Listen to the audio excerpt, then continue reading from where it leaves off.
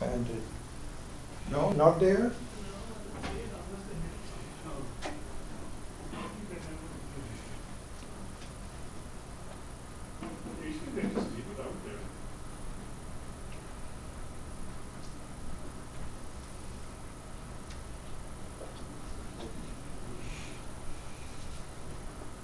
Is this okay?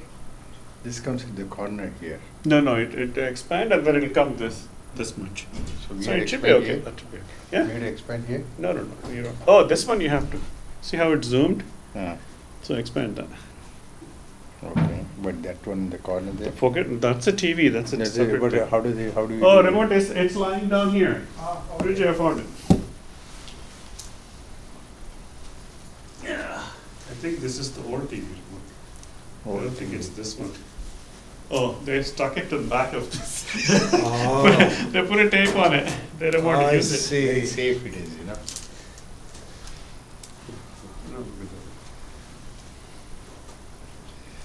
I think so, we are in business.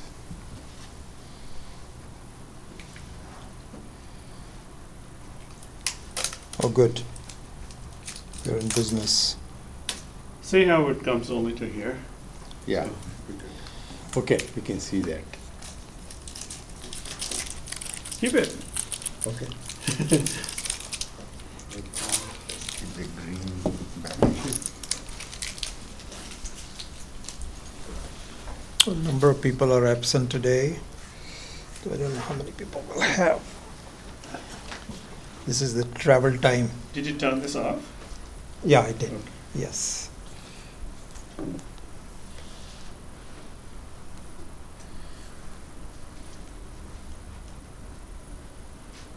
Sorry.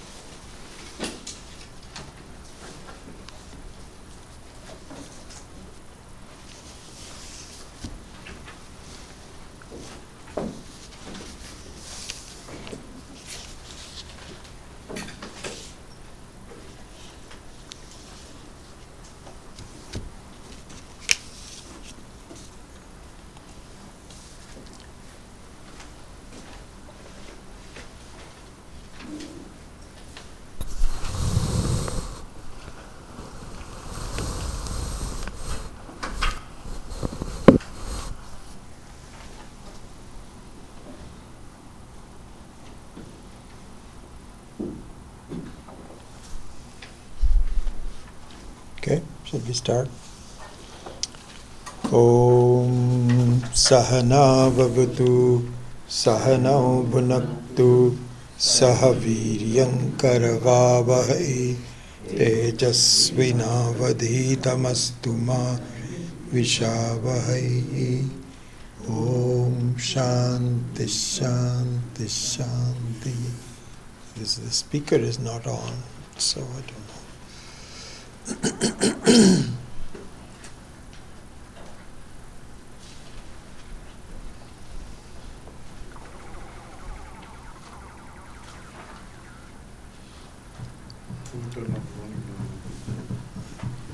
Yeah. Okay. Om Mauna Vyakhya Prakatita Parabrahma Tattvam Yuvanam Varshistante Vasat Rishganai Avrita Brahmanishtai Acharyendram Karakalita Chinmudramananda Rupam Swatma Ramam Udita Vadanam Dakshinamurthy वटविटपि समीपे भूमिभागे निषन्नं सकलमुनिजनानां ज्ञानदातारमारात् त्रिभुवनगुरुमीशं दक्षिणामूर्तिदेवं जननमरणदुःखछेददक्षं नमामि। चित्रं वटतरोर्मूले वृद्धा शिष्या गुरुर्युवा गुरोस्तु मौनं व्याख्यानं शिष्यास्तु छिन्नसंशयाः निधये सर्वविद्यानां भिषजे भवरोगिणां गुरवे सर्वलोकानां दक्षिणामूर्तये नमः। प्रणवार्थाय मूर्तये निर्मलाय प्रशान्ताय दक्षिणामूर्तये नमः। ईश्वरो गुरुरात्मेति मूर्तिभेदविभागिने व्योमवद्व्याप्तदेहाय दक्षिणामूर्तये नमः।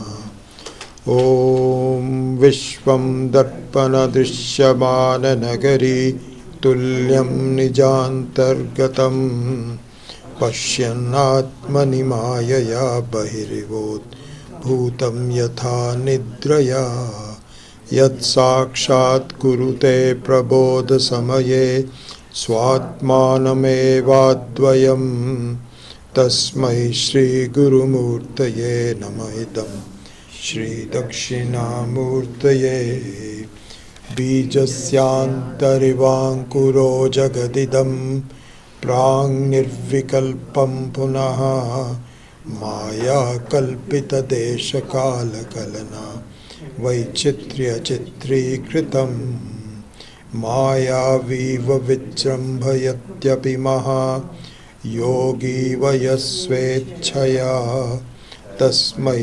श्रीगुरुमूर्तये नमः। इदं श्रीदक्षिणामूर्तये यस्यैव स्फुरणं सदात्मकम् असत्कल्पार्थकं भासते साक्षात् तत्त्वमसीति वेदवचसा यो बोधयत्याश्रितान् यत् साक्षात्करणात् भवेन्न पुनरावृत्तिर्भवाम्भोनिधौ तस्मै श्रीगुरुमूर्तये नमः। इदं श्रीदक्षिणामूर्तये नानाच्छिद्रघटोदरस्थितमहामृतिप्रभाभास्वरं ज्ञानं यस्य तु चक्षुरादिकरणद्वारा बहिर्स्पन्दते जानामि इति तमेव भान्तमनुभात्येतत् समस्तं जगत् तस्मै श्रीगुरुमूर्तये नमः। इदं श्रीदक्षिणामूर्तये देहं प्राणमपीन्द्रियानपि चलां बुद्धिं च शून्यं विदुः स्त्रीबालान्धजडापमस्त्वहमिति भ्रान्ताभृशं वादिनः मायाशक्तिविलासकल्पितमहा व्यामोहसंहारिणे तस्मै श्रीगुरुमूर्तये नमः। इदं श्रीदक्षिणामूर्तये राहुग्रस्तदिवाङ्करेन्दुसदृशो मायासमाच्छादनात् सन्मात्रः करणोपसंहरणतो यो भूत्सुषुप्तः पुमान् प्रागस्वाप्समिति प्रबोधसमये यप्रत्यभिज्ञायते तस्मै श्रीगुरुमूर्तये नमः। इदं श्रीदक्षिणामूर्तये बाल्यादिषु अपि जाग्रदादिषु तथा सर्वास्वस्थास्वपि व्यावृत्तास्वनुवर्तमानमहम् इत्यन्तःस्फुरन्तं सदा स्वात्मानं प्रकटीकरोति भजतां यो मुद्रया भद्रया तस्मै श्रीगुरुमूर्तये नमः। इदं श्रीदक्षिणामूर्तये Vishwam pashyati karyakaranataya swaswami sambandhataha Shishyacharya tathaiva pitraputratyatmana bhedataha Swapne jagrati vaya esha purusho maya paribhramitaha Tasmai Shri Guru Murtaye Namahitam Shri Dakshinamurtaye Bhurambhamsya nalo nilo Ambar Maharnartho Himam Shuf Puman Ityabhati Characharatmakamidam Yasyaiva Murtyashtakam Nanyat Kinchina Vidyate Vimishatam Yasmat Parasmat Vibhoho Tasmai Shri Guru Murtaye Namahitam Shri Dakshinamurtaye Sarvatmamiti Sputi Kritamidam Yasmatamushmin Stave Tenasya Shravanat Tadarthamananat Dhyanat Cha Sankirtanat Sarvatmatva Vibhuti Sahitam Syadishwaratvam Swataha Siddhye Tat Punarashtadha Parinatam Chaishwaryam Avyahatam. See, why is it not showing? Because mine is on.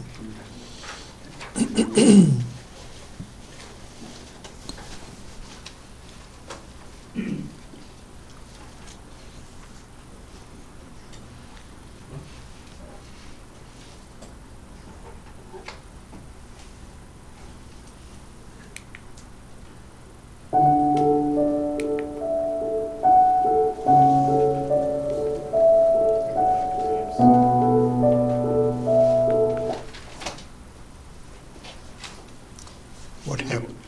Mine has been on already. Oh, okay. So somehow we lost the screen.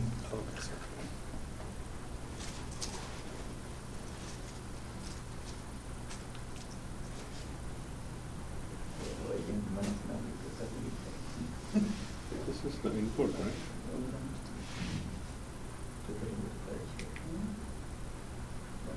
Let's go back to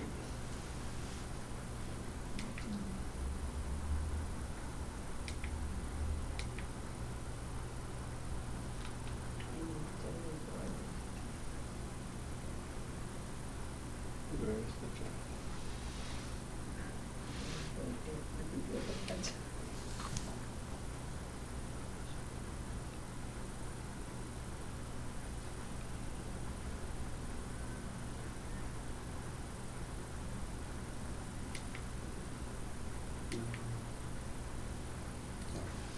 I'm looking for the input one.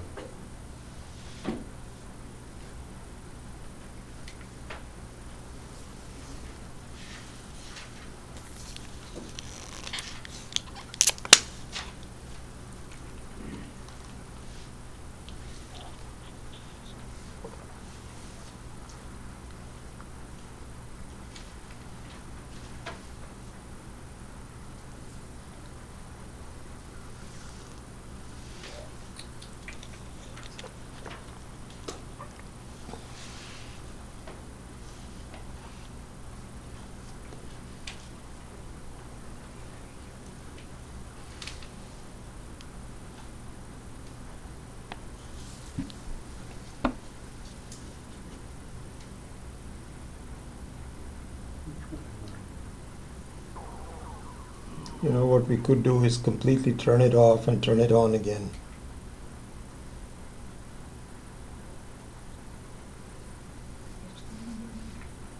Streaming live on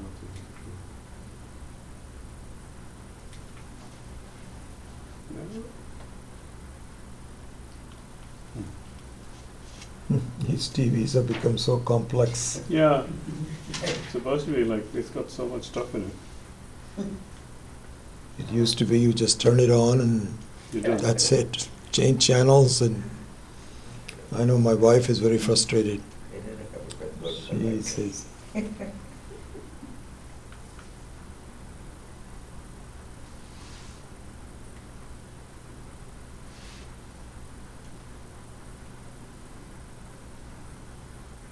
Ah, There you go, try it.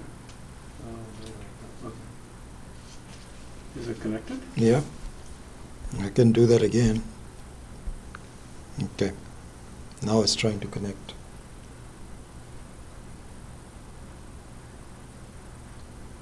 Okay, it's got it. We just have to do full screen. Okay. So we start on verse number 8 today, that we already chanted, which is Vishwam Pashyati Karya Karanataya. That one. So the name of this verse, as given by Swami Maheshananda ji, because he gives a sort of like a title and a name, which means the main focus of this verse is very interesting, which is called Atma Avritti. Avritti. So, in fact, the English would be, I think, a better than even repeated study of the self is a revision of the study of the self. It's a revision. What it means is, a revision means that there is no brand new major topic being introduced, but it is a summation of the topics that have already been given. So this is very interesting because in the commentary on the Manasa Ullasa, which will come a little bit more detail, but I'm summarizing it for you, it is said that in certain fields, repetition is a defect. It's a dosha, what is called a dosha, which means a defect. It should not be done. Something like, supposing you are giving, someone is waiting to get some orders from you. What would you like? So you say, I want a taco. And the person writes it down. And then you get the person again and says, did you get what I heard? I want you to get a taco for me. So this is a revision or a summary of what you've already told. The person has already started writing it down. There's no point in saying it. In many of our Vyavaharic world, repetition is neither necessary nor really appreciated. It's not a good thing to do. However, in certain fields, repetition is both necessary and should be done. And so this is something to really think about. In Vedanta, repetition is necessary.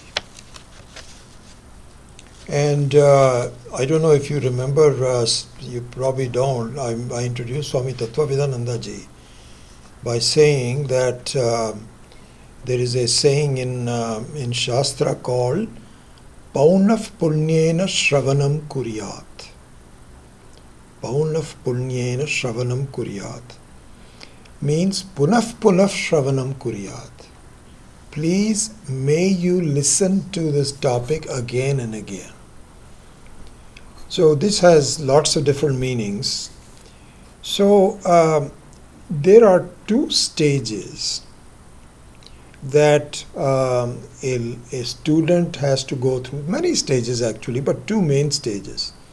So one stage is where what you are asked to understand is not yet clear to you. Not clear to you. It is very nebulous.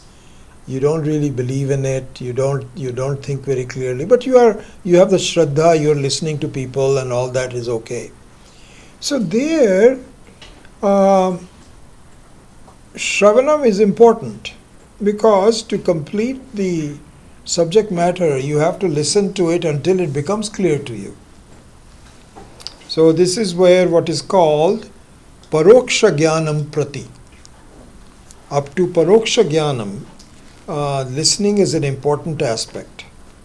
However, they say that even after Paroksha Jnanam, before Aparoksha Jnanam, and even after Aparoksha Jnanam, and we can discuss, we can go over what is Paroksha Jnanam and Aparoksha Jnanam. You already pretty much know that, but I'll revise it again.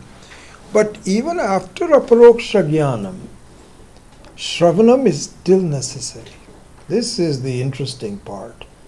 It means that even once you have a pretty good idea of what are we talking about in terms of self and non-self and the goal of human beings and the stages of life that you are in, how the various dukkhas affect you, etc., etc. Because at first time, none of that is clear. So listening is important. But even after it is completely clear, they say Shravanam is still necessary. So this is the Shravanam in the form of Nididhyasana. And we will just briefly mention the reason for it and explain it later, all in the subject matter of why is repetition appropriate in Vedanta. And why it is said is that even after you have a pretty good idea, that you come to a stage where you understand that the Sakshi is unaffected by Sukha Dukkha, totally unaffected. You are already awake. You are awake from the dream state. However, our being awake from the dream state is very peculiar, because in our dream state, when we awake from the dream state, the whole dream disappears. You can't even remember it. Many times in the morning when I wake up, there are some strands of the dream that are in my mind, just some general topic.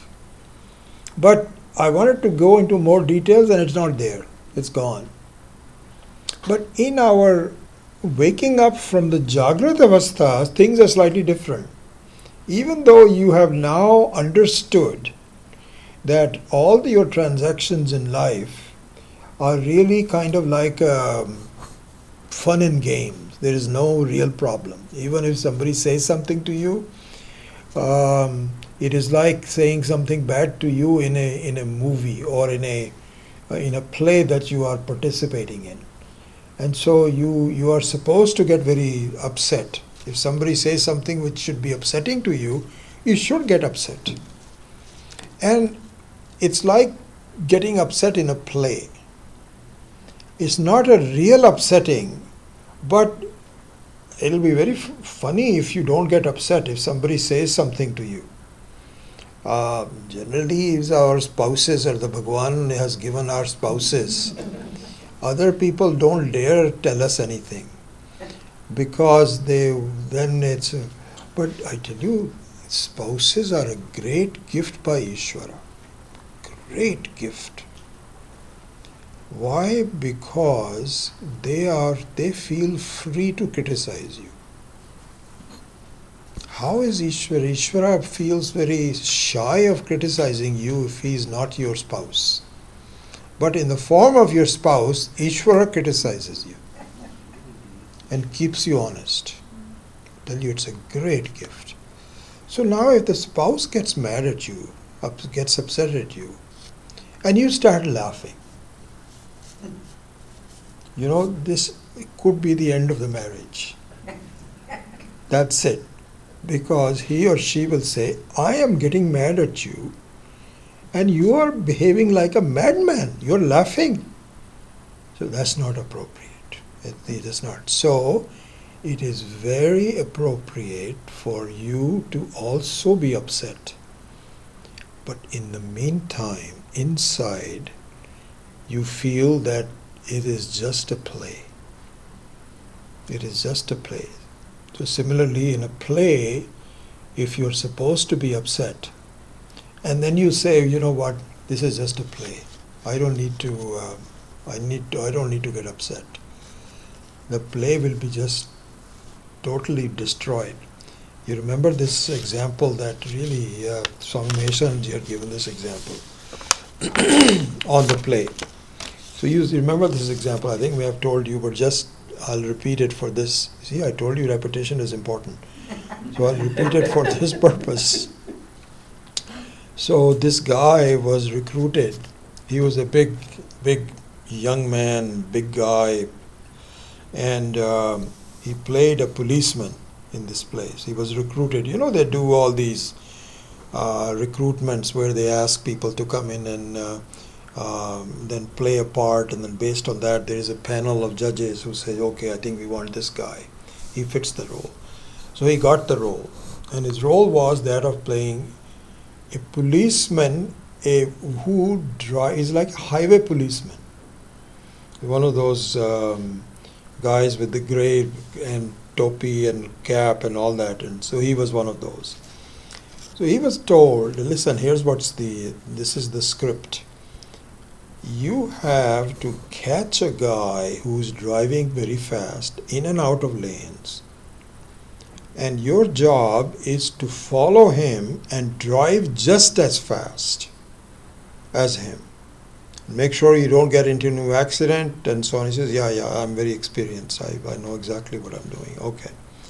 And if he says the guy will reach more than 100 miles per hour. I'm adding a little bit more masala to what Swami Maheshanji was saying, but he intended to say that. So he says he's driving 100 miles per hour, and you're supposed to drive 100 miles per hour. Now, in the end, the script says, and there is a cameraman right behind him, because the cameraman is now looking at the person who is following the thief and also photographing the policeman driving. And this is the whole thing. So this has to be made into a TV movie. And so this fellow starts driving. In the script, it is said that at the end of this chase, the thief outdrives the policeman. And the policeman gets very frustrated, and he calls in to his squad manager and said, I'm sorry I lost him because I did the best, but what could I do, and so on. This is so he says, is it agreed, everything okay? He says, yeah, okay. Then the fellow started driving. And it's a real scene in 101, with in and out and so on. Then he thinks, but listen, at the end, I'm going to lose him anyway. Right? Because I'm not supposed to catch him. So why should I try my best in order to try to follow me? It's not a big deal. I go up to 80. 80 is fast enough. And it's kind of dangerous to drive over because I'm not going to catch him anyway. So now, soon after the chase begins, the fellow loses him right away because the other fellow is driving at 100 miles per hour. He's only driving at 80. So within a matter of half a minute, he's gone. And the cameraman is filming all this. And the cameraman reports back to the managers and saying, I don't know what he did. He was supposed to follow him at 100 miles per hour. He didn't do it. So when he got back, then the manager told him, hey, what happened? He says, I know the script, but what difference does it make? Didn't you say that I'm not supposed to catch him anyway? He says, you are fired, and I'm going to make sure that there is no recommendation for you to act again. So therefore, really speaking, situations in life are specifically given as a script by Ishvara. And you're supposed to follow the script. And quite frankly, you should take the criticism of your spouse seriously. Because 99% of the time she's right. You were in denial. You were in total denial. And it's very good that Ishvara comes as your spouse to put you down so you should be listening to her. And if you listen to her, you should have a bad expression on your face. You cannot have a good expression when you are being criticized. But suppose that you don't want to take it the message very seriously. At least pretend you are upset, and inside you say, "Oh my God, I am so happy that I can see the separation between my being upset as a jiva and my sakshitva." So you have to practice this. And if you lose your identity as a sakshi, then you have really you have not kept the lessons of life very well. And so therefore, to close off that topic, this is the whole huge topic. Close off the topic, Shravanam is important even after a person who has understood the whole thing very well. Because it is not an easy job. If you think that understanding Vedanta and living the life of a jnani is easy, forget it. Forget it. It's not that easy. So you have to really work at it. You have to be serious about it in the beginning. Then once Ishvara gets pleased at you, when the blessings of Ishvara comes, because it's all a test. Life is nothing but a big test, honestly. And is a test where the test designer is all-knowing. There is no fooling. You cannot bribe him. You cannot get A's by any other ways. You have to be very sincere about it. And so therefore, because for a while there are defects of pretension. And I tell you, I've gone through many of these in my life. And the pretension means not knowing pretension, but unknowing pretension. You declare victory too soon.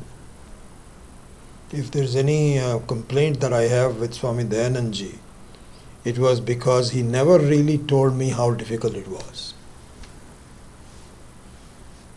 And I was discussing it with one of the students here, and he was saying, actually, he had a good point. He says that Swami Dayanand was very kind to you because if he told you how difficult it was, you may not have continued. You might have given up. And in fact, this is a difference between Swami Chinmayanandji and Swami Dayanandji. Swami Chinmayanand was much more frank and honest and tough. And that was one of the reasons Swami Dayanand attracted me. Because it was all goody-goody. But I think one of the downsides of that was that I got a false impression that gaining self-knowledge is not going to be that difficult. I was wrong. Because your habits continue the same way, and until you really put your effort in, and this is not an easy effort to do. Therefore, repetition is important. And in the case of, this will be a big topic if we take up something like Ashtavakra Gita or one of those advanced topics. We will see that, hopefully we will do that. But this is one of those things where if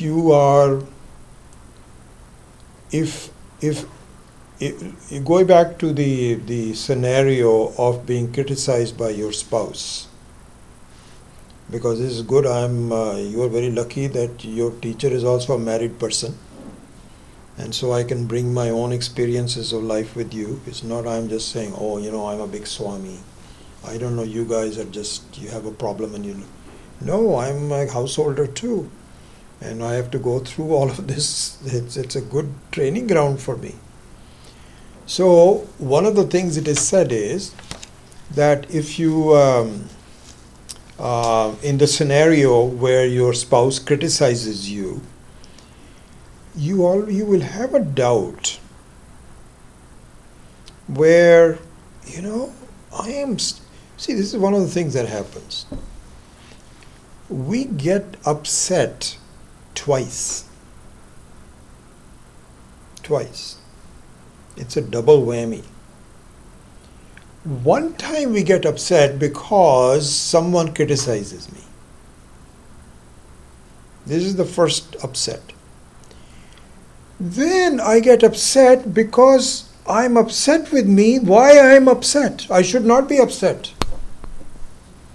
I've been studying Vedanta for so long. This is another put down. And your mind actually accuses you. He says, didn't you say that you're the Sakshi and you're not supposed to be? Didn't you study all this? And you say, yes, I did. But you're getting upset. That means that you haven't really internalized all of this thing. What kind of a student are you? Are you wasting your time? Why are you going to all these classes? See, this is all your mind talking to you. This is the second upset. So it is said, this is a major topic for Nididhyasanam, honestly. This is what Astavakra is all about. Any one of these advanced books, this is what it is all about, what I'm talking about. Which is that if you get upset by somebody's criticism, you know what you need to do? You need to redouble Shravanam and Mananam again.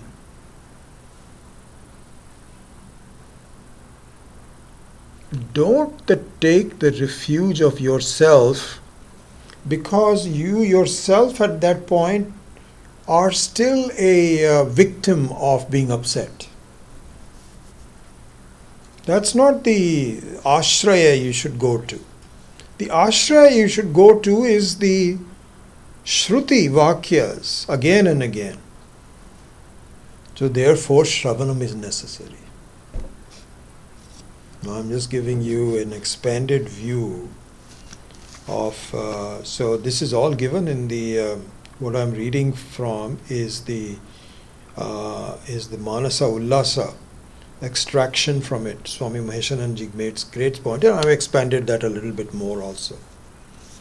Anyway, so therefore, the main reason is that Atma Avritti, which means a revision of the study of Atma, is very important. Don't say it was just done once. Now, here is another reason why Avritti is important. Remember, I told you that in certain fields, Avritti is important.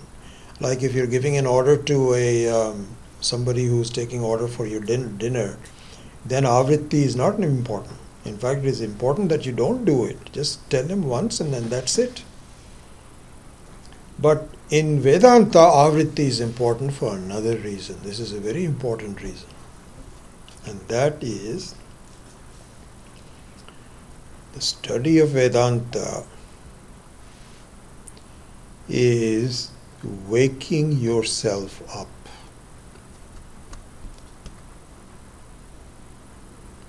And so therefore, we should take example of waking someone in your life, waking up someone in your life. And it happens all the time. Either your spouse can say, please wake me up early in the morning because I have an important thing to do. And you are the one, I'm just taking an example, so you are the one who normally wakes up early. And you're the one that has the alarm. And your spouse says, please do not fail to wake me up.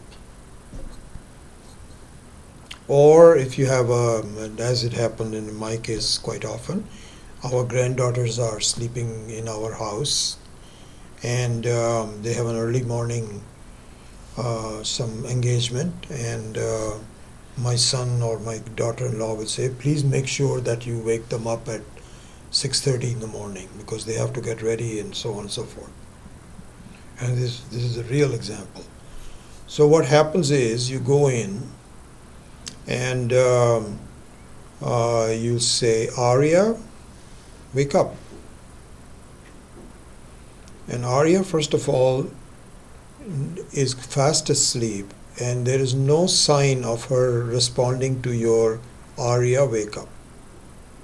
No sign. Here is where repetition is very important. You cannot say, I did my job.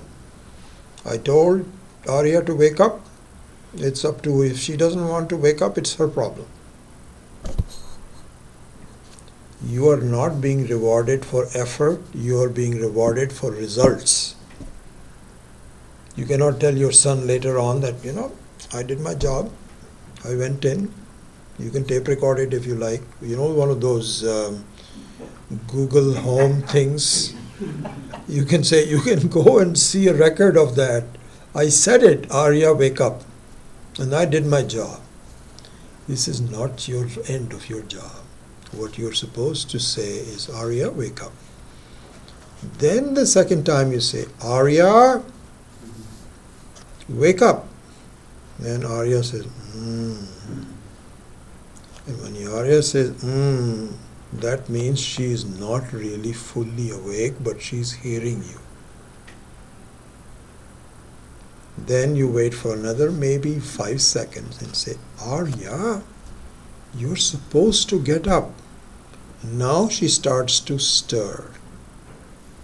You may have to say this 4 or 5 times, in different ways also. Not the same one. So therefore, when there is a question of waking up means that you are in a state where you are not fully engaged in, the other person is not hearing properly because you're in a different state altogether. There, repetition is very important. This is the situation that we find ourselves in. We are really asleep to our reality. And if the Shastra says, I told him once, it's his problem. They say, I think I said that in the Saturday morning class also, that the Shruti is even dearer to you than your own mother, father, anybody. It is so solicitous. Parameshwara wants you to be totally free. And it is so dedicated to your freedom. And so it is important for it to keep at you, nag you perhaps sometimes, threaten you in all possible ways, tries very hard, and then provides obstacles in your life so that you will not going in a false direction. It was Kunti in the Mahabharata, I believe it was Kunti, that had made a prayer to Lord Krishna. And he said, Oh Lord, I have only one request for you. So Krishna said, what is it? She says, please do not stop giving problems to me in my life. Krishna says, really? What do you mean? That's a very strange request. Normally you says, please do not give me any problems. And you're saying, do not stop giving me problems. And Krishna knew why she was saying it. She said, I may, if I don't have any problems, I may turn away from you. So make sure that doesn't happen. So the Shruti and the life and Shruti means Parameshwara gives you problems so that you don't go in that direction. So it is very solicitous of the Shruti, and it wakes you up again and again. So Paunav Punyena Shravanam Kuryat is what it is.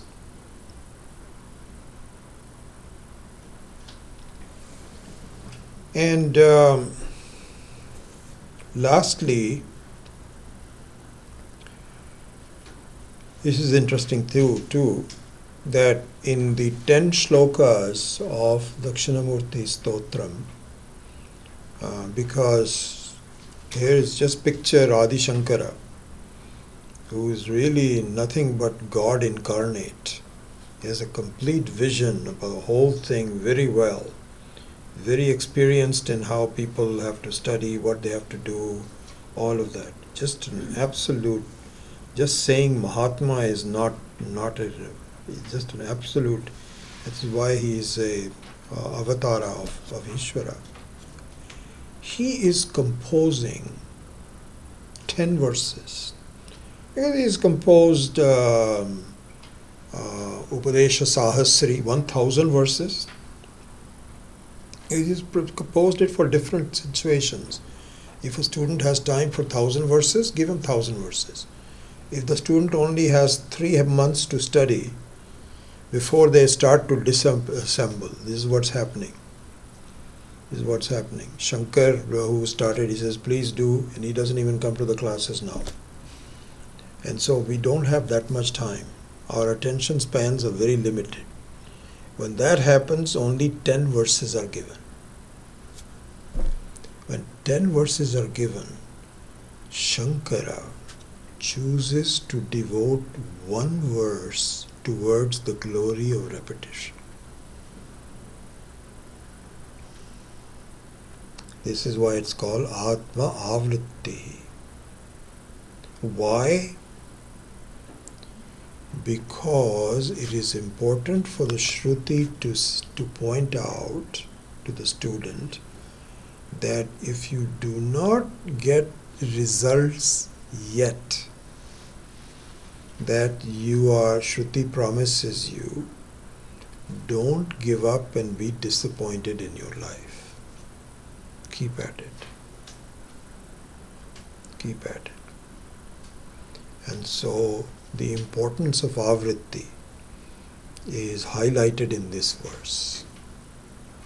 This is the main reason this is why I appreciate Swami Maheshananji's anointing each verse with a pithy thought. You know, like the first one was Atma Pratyaksarupaha, etc. Satsarupaha, Chitrupaha, etc., etc. Here it is Atma Avritti Rupaha. Not Avritti Rupaha, Atma Avritti means the vision of the Atma needs to be repeated. I appreciate the overall methodology given by Swami Maheshananji, which I find to be so clear about the whole thing. I really think very highly of him, as you probably know by now. Okay, so now we come to the shloka in a minute. So in Ullasa number 1, I won't go through all the Ullasas, there are 27 of them associated with this shloka. So I won't go through all of them, but I will highlight the main ones so that we can summarize the whole shloka in 3 or 4 classes, as I've been doing now. So the first shloka starts with a question and a doubt to set the stage.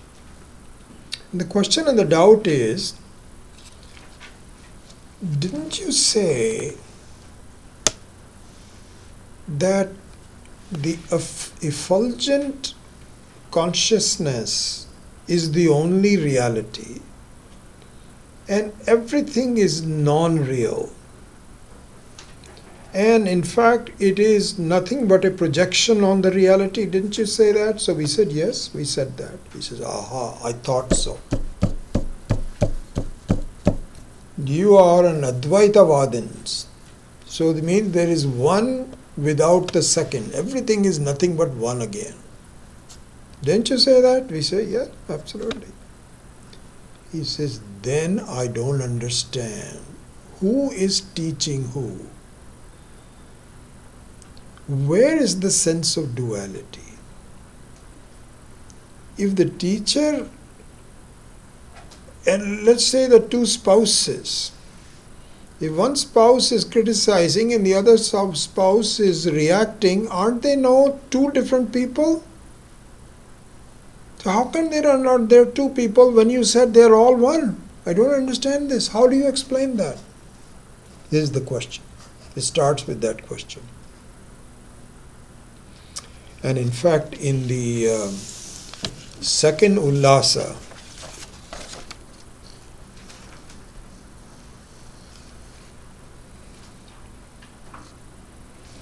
I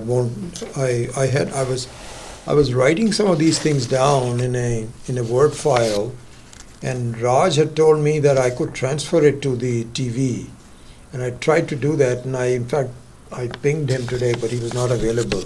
So I didn't have all the details on that I wanted to convey, but I'll read it from here. I think one of these days I'll figure out exactly what to do.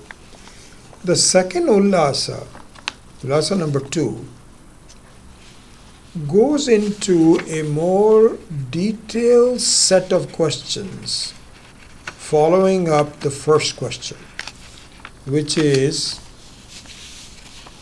what is the relationship between the apparent duality of a teacher and a student and a spouse and so on and so forth, and your assertion that everything is nothing but one alone? How do you reconcile those two? So it follows up the first question with the second Ullasa, and there he says, can you please explain, in fact, as a derivative of the first question, who you are saying is bound, who is not free? Kasya bandha asti? Who is really bound? What is that person who you say is bound? And how does he get free? What do you mean by the meaning of binding and freedom? In what sense are you talking about? And also, you say that everything is explained by Maya. Can you explain to me what is Maya? See, this is all repetition because we have all done it before. But I think in a kind of like, in fact, Swami Maheshananji says that in Hindi mein he says, इन सब विषय को संक्षेप से फिर से मिलना पड़ता है.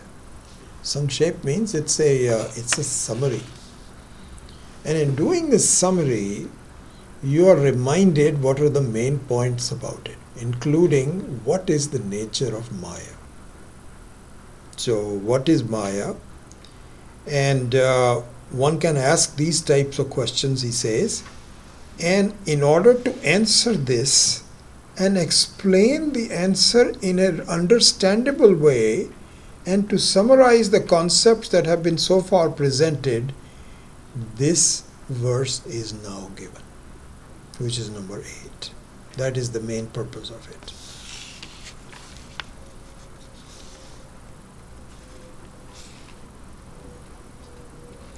And as part of this analysis, another point is made, which is an interesting point. I don't know if we have ever talked about this, but this is why sometimes the revision brings out a new way of looking at things. Just like if I'm waking up my granddaughter, I cannot just keep on saying, Arya wake up, Arya wake up, Arya wake up, or Siana wake up, Siana wake up. I have to say, you have a swimming to go to. That's a different way of waking up. Something might trigger her thinking. You are going to be late. So different words have to be used. So and similarly here also, some new concepts have to be presented. One of those concepts, which was never really brought up earlier, at least as I can recall, is the following. So the question is, this avidya, ignorance, which is a personalized form of Maya. Maya is a samashti aspect, and personal ignorance is a vyashti. It's a specific aspect of Maya. Pretty much the same. Really is nothing much different, but standpoint of the upadhi for Ishvara, it is called Maya, and upadhi for Jiva, it is called ignorance. Anyway, leave that aside for a minute. This ignorance, where does it reside? What is the ashraya for this ignorance? And there are two candidates. So all these two, these two binary ways of looking at it is the primary way Brahma Sutra, Vyasa's Brahma Sutra is composed. It's a very beautiful way to compose it. Why? Because a complicated set of options is reduced down to a binary. Is it this or is it this? Like we're going to some way and you need to be told, you'll say, you go here and then after that you turn left, then you go right, then you turn left. It's too complicated. So you write it down on a piece of paper and you say, half a mile, turn left. Means a binary. Don't turn right, turn left. Then after you turn left, after a mile, turn right. Don't get turn left. Binary again. So you divide your complicated itinerary into some divisible binaries. This is the method that is used. So here also the question is, ignorance has two possibilities of being residing on. One of them is the effulgent Sakshi Atma, consciousness. This is one of them. The other one is it resides in a thing called Jiva.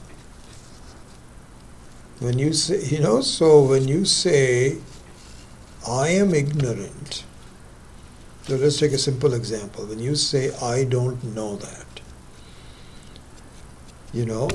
I don't know it.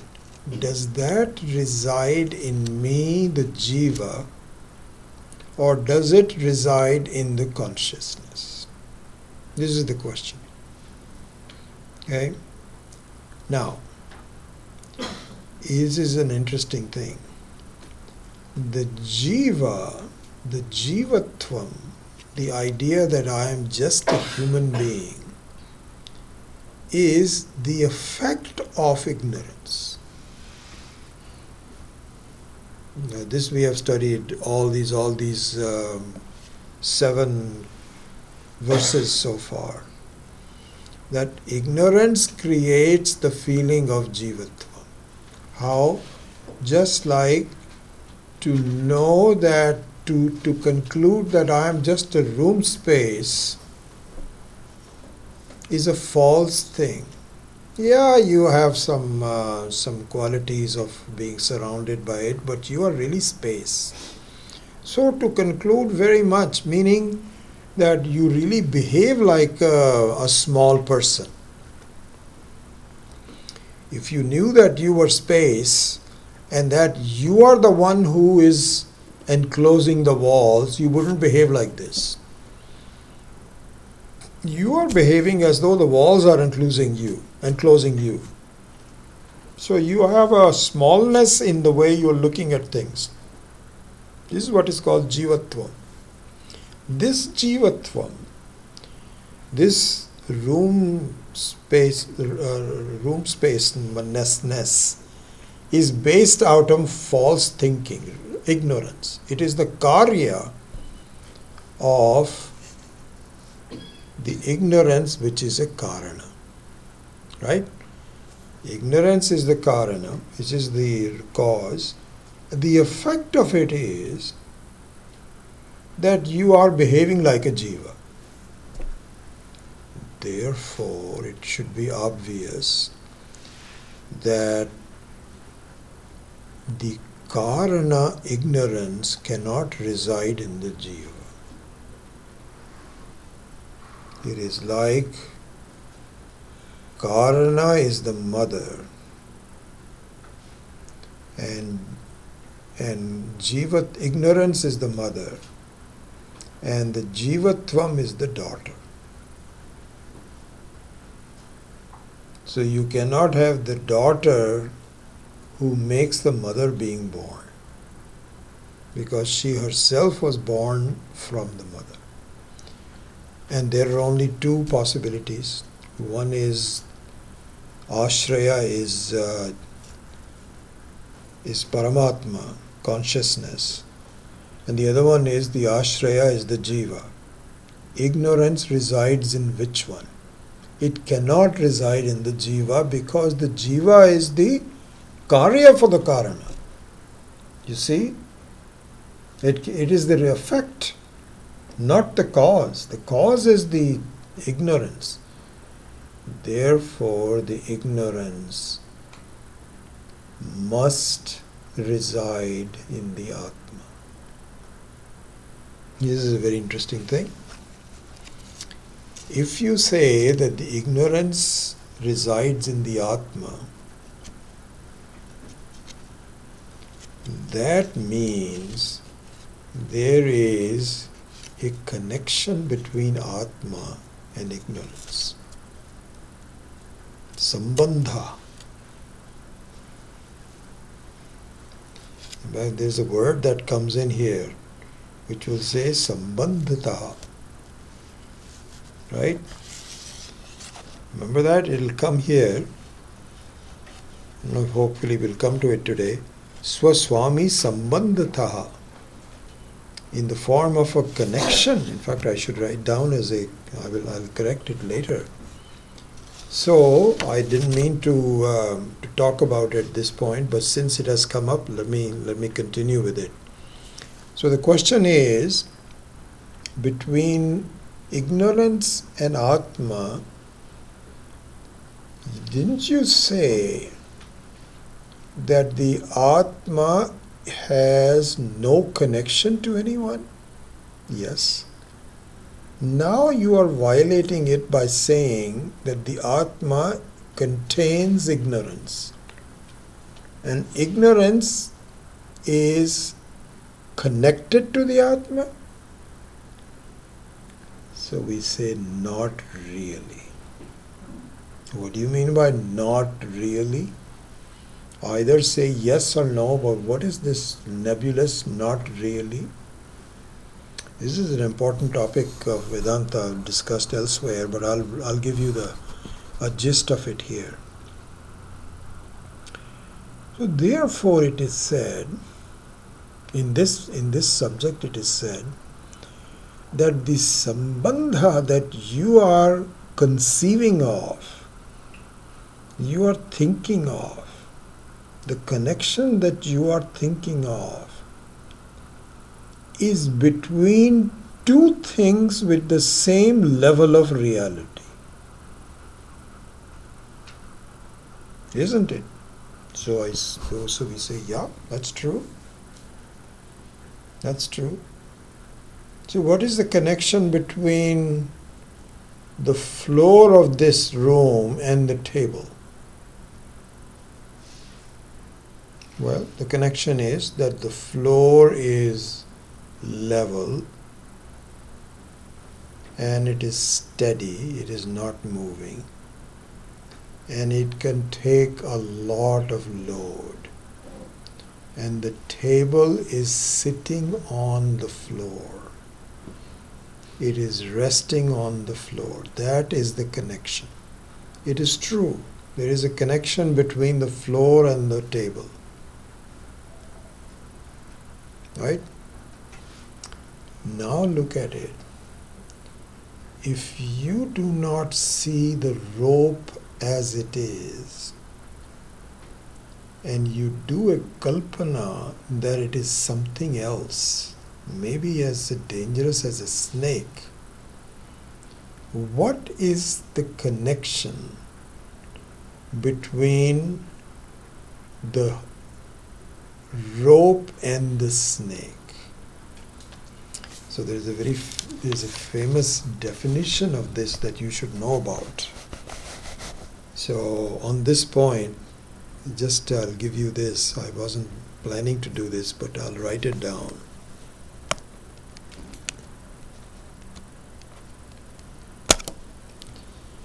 So we are talking about the topic of sambandha.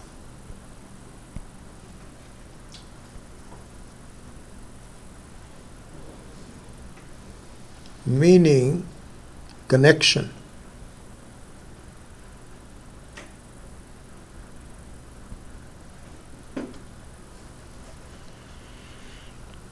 So our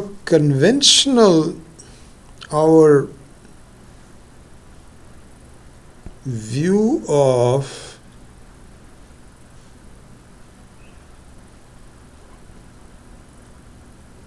what I would just term as conventional means normal connection.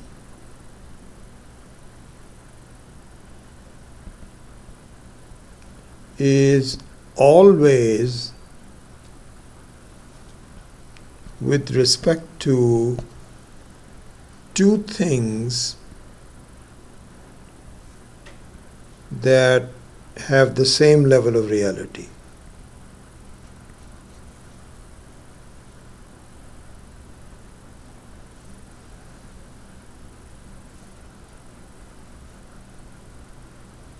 Right?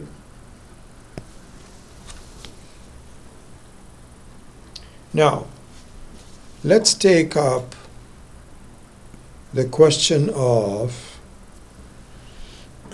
our famous rope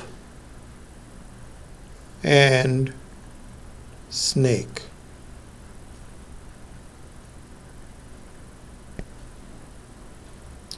When it is seen with the thoroughness which is called prama. Prama means that there is in fact a pramanam for it. Pramajanyakam pramanam. Pramanam means a means of knowledge. How do we say that? So that means that you should be able to touch it. You should be able to see it well. And all your sense organs must be employed, or most of them, not all of them, but many of them may be employed. And at the end of that, you have an ascertained knowledge that this is a rope. And the most important of them will be to touch it. The problem is that if you are afraid of the rope being snake, you won't go even near it. So that's the important thing, that if somebody is really afraid, you have to forcibly take that person and say, look, this is called prama. But suppose you have a feeling that this is a snake which is called Brahma. So Brahma means that it is still a knowledge. You are not lying. You are still concluding that this is a Brahma, but it is not supported by pramanam. It's called a pratiti. Pratiti means you just have a feeling that it is so. Now, this being the case, what is the connection between the snake and the rope? So the definition of that, you should remember, you should write it down and remember this in your own thinking. We are studying a long course on Vedanta, so slowly you should really know about all these things. There is a sambandha. There is a sambandha, but that sambandha is called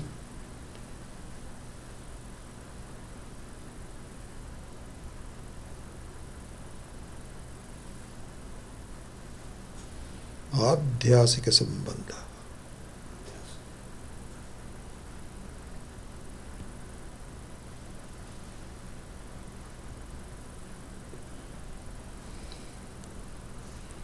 Adhyasika sambandha means a erroneous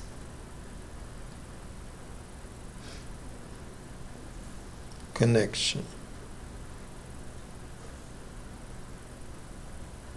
And in fact, by saying erroneous connection, it really means no connection. Isn't it? But the reason that it's called a adhyasika sambandha is because it is based provisionally on non-enquiry. There is a connection.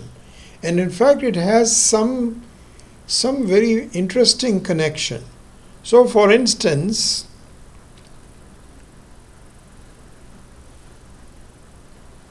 if the rope is of this shape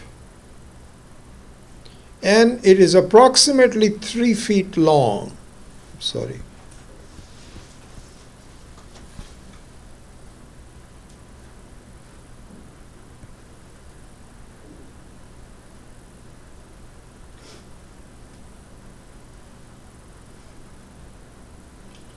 and it approximately is 1 inch thick,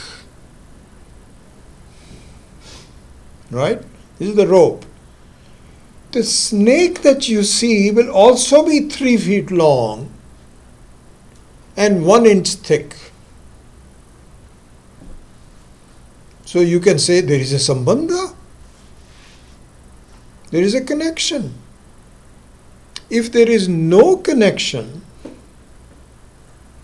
then a 3-foot rope can be seen as a 25-foot snake.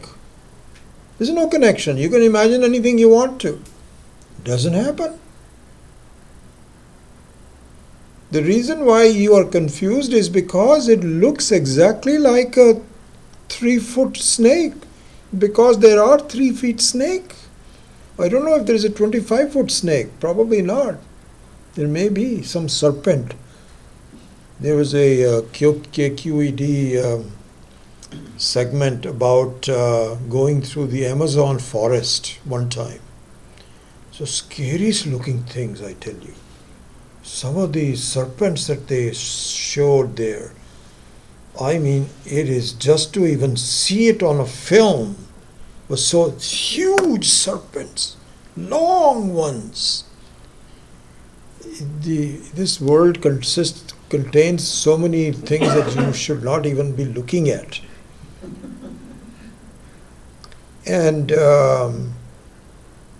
this was one of them. But anyway, going back to this, it's 3 feet rope is also a 3 feet snake. A 1 inch rope is a 1 inch snake. So there is some kind of a sambandha. But there is no sambandha. So this is what is called adhyasika sambandha. Means that there is an imaginary connection. Erroneous, you can even use the word imaginary.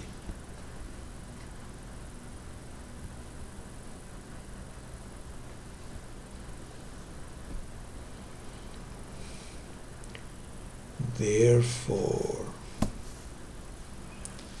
the connection between the Sakshi, the effulgent, non-changing Atma, and the ignorance called Maya. What is the connection? Adhyasika connection, sambandha. Adhyasika sambandha. So this is interesting that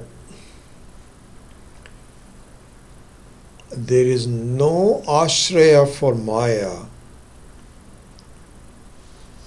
except in Atma, Brahman. And there is no real ashraya for Maya in the Atma. There's no other place. So similarly, going back to this example of the rope and snake, if you ask someone, where did you see the snake? That person will realistically say, in that corner. Don't you see it in that corner? You're not seeing it someplace else. You're only seeing it there. Even though there is no real sambandha. So therefore, Maya is not the main topic here, but since there was a question of sambandha, I thought I'll just explain that. So the Maya, this is an interesting thing. Just like going back to this is an important, very important example. The rope and snake is something which is taken up over and over again because it's very appropriate to understand. So therefore, this sambandha between the snake and the rope will stay until it is inquired into. And then it goes away. There is no snakeness. There was snakeness before, but later on there is no real snakeness. When Brahma becomes Brahma, it goes away. And in fact, the reason this point is briefly brought up in the discussion is appropriate to answer the question that if you think that there was non-duality, then how come there is duality? This is the whole verse number 7 is Vishwam pashyati karya karanataya swaswami sambandhata shishyacharya atha pitraputratyatmana bhedata swapne jagrati vaya esha purusho maya paribhramita tasmai Shri Guru Murtaye Namaha Shri Dakshinamurthy.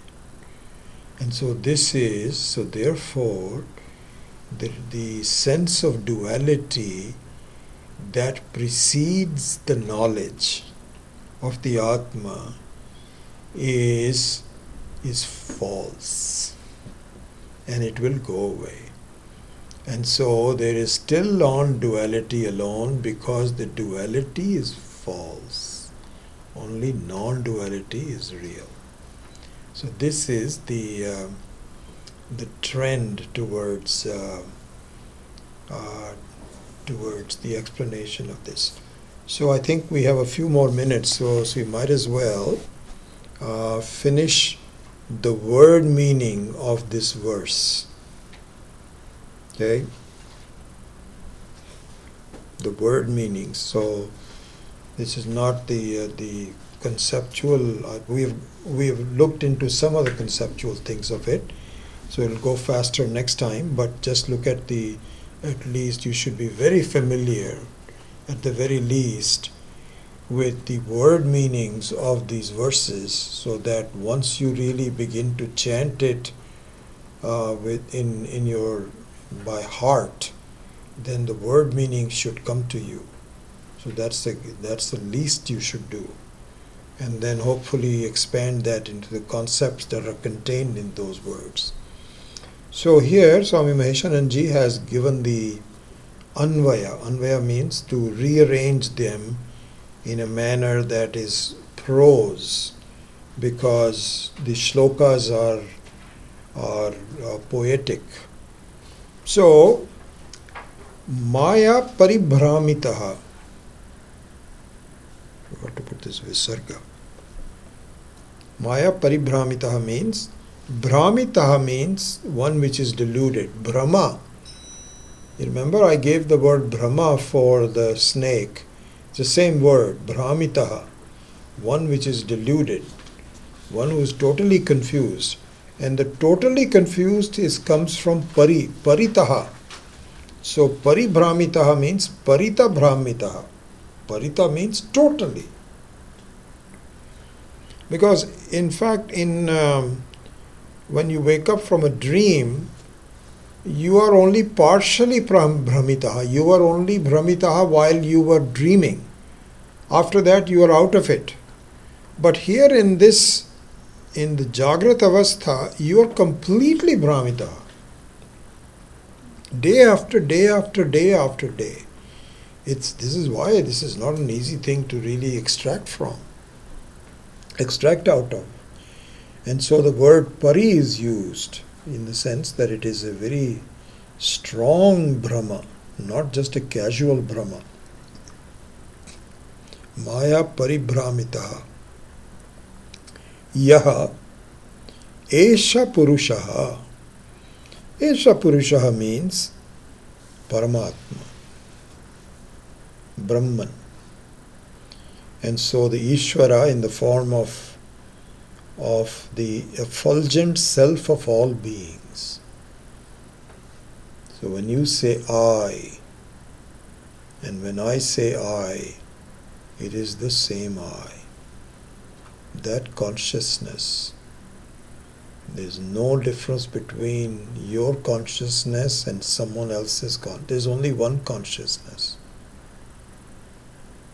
There are differences in bodies, there are differences in minds, there are differences in knowledge, but the consciousness that lights up all of your experiences and lights up everyone else's experiences is called Esha. This. It is not that. It is the intimate experience. You are never separate from it. And that is in fact the Paramatma. So, Esha Purushaha. And the interesting thing is, the Esha Purushaha is Maya Paribhramita.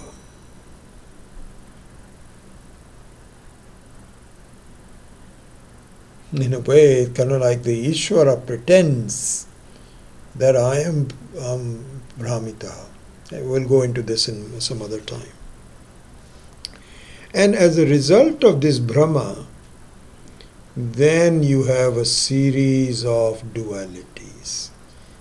Karya Karanataya, in the form of cause and effect, that gold shines separately from the ornaments.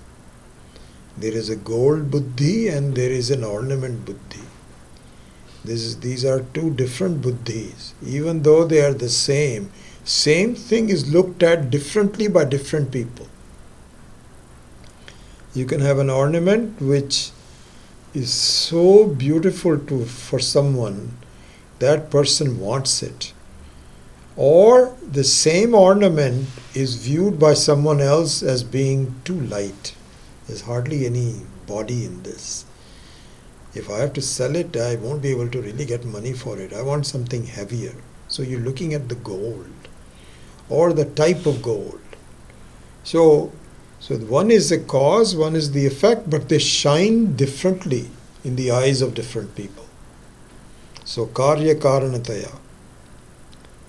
And in the form of Swaswami Sambandhata, in the form of a master, and in the form of a follower. One of our students, she chided me one time. I had used the word servant, and she's not here, but she chided me and said, don't use the word servant, because it gives a bad connotation to where we were. So I'm being careful, even though my mind comes to the word servant. In fact, Swamiji also used the word, but I just said follower. Anyway, we'll talk about that some other time. And similarly, in the form of a teacher and a student. One is talking, the other one is listening. And father and son. In all these numbers of differences. And one who experiences this in the two, you don't experience this in deep sleep, but in the case of sleep, dream sleep and Jagrat Avastha, one who pashyati, to that Ishvara who appears differently to different people. Even though there's all one and the same, there's no differences between any of these, but the non-duality appears as a duality. What a great feat of creation. And my namaskara to you. And you are the one who is hiding behind these various forms, when in fact I recognize you alone are the same person hiding in all of the people. And so this is the reconciliation between duality and non-duality. Because it is duality is Brahma and non-duality is Brahma. So that's the meaning of this verse on number 8. Vishwam pashyati karya karanataya swaswami sambandhatah, etc., etc. Tasmai Shri Guru Murtaye my namaskara. This is the 8th verse, and I think we'll see. I haven't really completely reviewed all the 27 verses. I quickly went through them. We will see the definition and the explanation of Maya gives us a lot of opportunity to revisit the understanding of Maya, which will be useful. So that might take more than a class. Otherwise, it's very possible that we have covered a lot of ground today, and we could possibly finish it in one more class. But I think more likely 2 more classes for the verse number 8 before we go to the last 2 verses, number 8, number 9 and number 10. Om Asato Ma Satgamaya Tamaso Ma Jyotirgamaya Mrityor Ma Amritam Gamaya Om Purnamadav Purnamidam Purnat Purnamudachyate Purnasya Purnamada Purnameva Vashishyate Om Shanti Shanti Shanti Hari Om Shri Gurubhyo Namah Hari Om. There's a comment online that's you talking about snake is scary. So Meera, I'm sorry, what? Say that again, one more time? some Meera, someone online. Okay. Apparently she when you're talking about snakes, it's a little scary to her. Oh, yeah. But then she understands the concept. Yeah, it is. That's why that example is given in the Shastra for exactly the same reason. Because sometimes the rope can be taken in as like a water hose. Oftentimes it can be taken as a discarded garland of flowers. But those are not examples taken because there are 2 examples given. One is the rope snake and the other one is the mother of pearl and silver, where you have, or the modern version of that is in India they used to have cigarette wrappers that are look like they're silvery, and so you might have a feeling that wow, there is a silver there. So these two examples are given where both pravritti, in the case of the cigarette wrapper, and nivritti, as a fear from the snake, both are indicative of our experiences in life. We go towards things thinking there might be some reality towards it when there isn't, or we get fearful from the world thinking there is something reality behind it when in fact there isn't. And so that example is specifically given, and I think the rope snake is, if someone is afraid, this is appropriate because we really have a fear of the world. How this is going to behave towards me, what's going to happen to me, what is my future, who's going to protect me, my health, my old age, and problems, and so on and so forth. There's a fear of death. And none of that is rational, but it is there. And so therefore that example is specifically taken to highlight that. So if somebody is afraid, this is appropriate. Yeah. When you're talking about Adhyasika Sambandha, is it same as Pratibhasik Satya? It's more than that, because the Pratibhasika, it will be Pratibhasika, not Pratibhasika. Pratibhasika. It is called Pratibhasajanyam, Pratibhasika, Adhyasajanyam, Adhyasika. So those are the grammatical differences. Anyway, it is different from Pratibhasika because the Pratibhasika is shown to be one of the three different types of truth that we have. So they're similar, but they're also dissimilar. How they are dissimilar? Because Pratibhasika means your fear of, so the Pratibhasika Sambandha is not used. Pratibhasika will be Satyam, right? So there are three types of Satyam. One is Paramarthika. The example that I have given as an example, if you remember, is that suppose there is a fruit and it's an apple, but from a distance if you think it's a pear, that is called Pratibhasika Sat. Means you are not understanding it to be a apple for whatever reason. Everybody else thinks it's an apple, but you think it's a pear. So it is a personalized disorientation of Sat for you. So this is called Pratibhasika. Everybody else will say this is an apple. This is called Vyavaharika Sat. That you also think it's an apple, others also think it's an apple. If you talk to a scientist,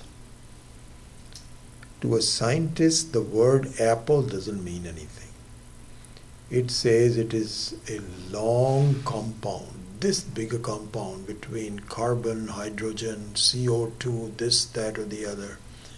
And so that is what would be called, even that is not fully, but it will be called Paramarthika Sat. So therefore the Pratibhasika is used in that manner.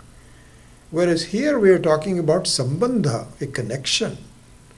And so the word Adhyasika is used slightly differently. Okay. Yeah.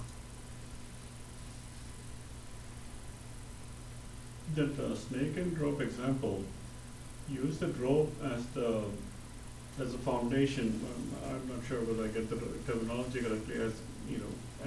As foundation to see the snake. You said if there is a 3 foot snake, 3 foot rope, you see a 3 foot snake. Correct.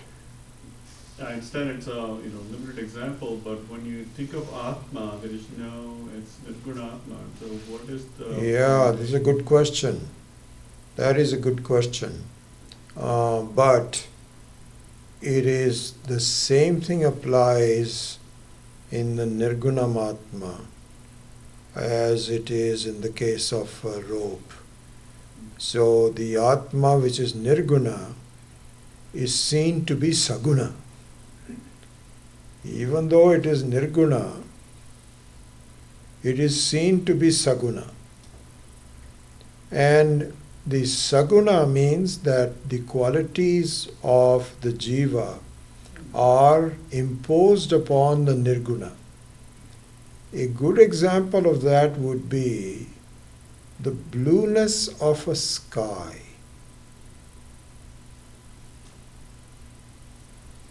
The sky can never have, space can never have a color. But it appears to be blue. So that example is similar to the rope and snake, except that the blueness of the sky does not cause any fear in me. But the basic problem of not seeing, if you ask a child what color is space, they will say blue, when in fact it is not true. So therefore, yes, nirguna can have a not disorientation, but can have a mistake that something is connected to it. And there is another example given, very beautiful example in the Panchadashi, where it says that supposing there is a pot of clay, huge pot of clay. And this is something we'll study sometime. This is given in the 6th chapter. This example is given, Chitra Deepa Prakaranam. In the Chitra Deepa Prakaranam, it is pointed out, this example. Anyway, I won't go into the details of that. But relevant to your question, imagine a large clay pot which is partially filled with water. Now, if you look into the water during the day, you will see a reflection of the sky. So in this example, a limitless sky that has no guna is seen as a reflection that has some shape. In the water there is in fact sky which is reflected. Beautiful example. So it is not, these are aids to see that in the Nirguna Atma also there can be an apparent reflection or an apparent connection with some guna like the blue color of the sky, or there is a reflection of that as in the case of Ghatakasha. This is what is called Ghatakasha. Actually, this is not Ghatakasha. Ghatakasha, so there are three things. One is called, I forget the name of this, so there is a Mahakasha and there is a Ghatakasha. This is what we are studying, as you know, in the Mandukya Upanishad. Right? And then there is a third Akasha which is seen which is called Abhrakasha, I believe. Abhrakasha means the sky which is visible in the water contained in a clay pot. So there are three things. One is the total space. One is the space in an empty pot of clay, which is called Ghatakasha. And one is called Abhrakasha, which is contained as a reflection in a half-full clay pot. So all these are different kalpanas, but it is only one Akasha alone. Yeah, something like that.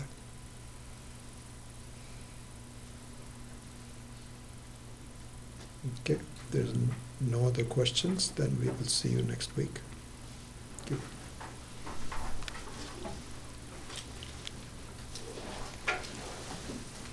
Are you giving next week? We have a class next week, right? I think we have, don't we? Yeah, We have? I forget I sent you that. yeah. 17th is there, 24th is no class. 74, 17 there's a class, yes. 17 there's a class, yes. It's the 24th, which is not a Next, class. Sorry? I think 24th is not. 24 there is no class, yes. Yeah. 24th. Oh. Such a dedicated Sorry for this. If you want to read it, I won't read it for This is yours? No, No, this this is is not not. the last name, right? No, this is Shobha. Shobha. Shobha. Shobha. Who's Shobha? If you want this for 259, can't read it. What? Two, Guruji. read it on this. There is a small gift from us from Kenya.